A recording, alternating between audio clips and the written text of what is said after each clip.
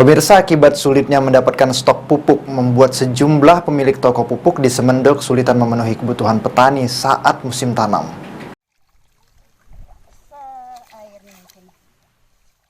Saat musim tanam, petani Kecamatan Semendo Raya mulai membutuhkan pupuk dan obat pembasmi hama untuk perawatan tanaman padi hingga mencapai musim panen di tahun ini.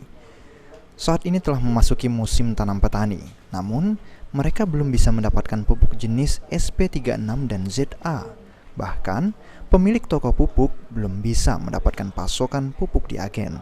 Surman mengaku telah menunggu pasokan pupuk khusus tanaman padi jenis SP36 dan ZA yang dibutuhkan petani mulai dari musim tanam guna kebutuhan dalam merawat padi mereka. Surman sendiri telah mencari jenis pupuk yang dimaksud ke sejumlah agen, namun sampai sekarang susah didapat. Pupuk, terutama pupuk yang digunakan untuk petani sawah, untuk pupuk padi. Memang sampai sekarang belum ada pupuknya, masih susah dicari. Sampai saat ini pupuk lagi dibutuhkan karena petani padi udah mulai tanam. Kalau sekarang tidak ada jualannya, tidak ada di agen, makanya saya juga sudah keliling nyari untuk pupuk SP36 sama ZA yang dibutuhkan di sini SP36 sama ZA. Nggak ada jualannya. Makanya kita juga dikejar-kejar petani untuk membeli pupuk ke kita, tapi nggak ada jualan.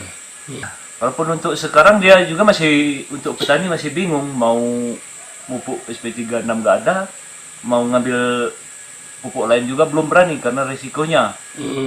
Hingga saat ini belum tahu apa penyebab kekosongan pupuk jenis SP36 dan ZA di Semendo, sehingga membuat pemilik toko pupuk pun merasakan dampak dari kekosongan pupuk karena harus mencari hingga keluar Kecamatan Semendo Raya yang lokasinya jauh dari kota Muara Enim.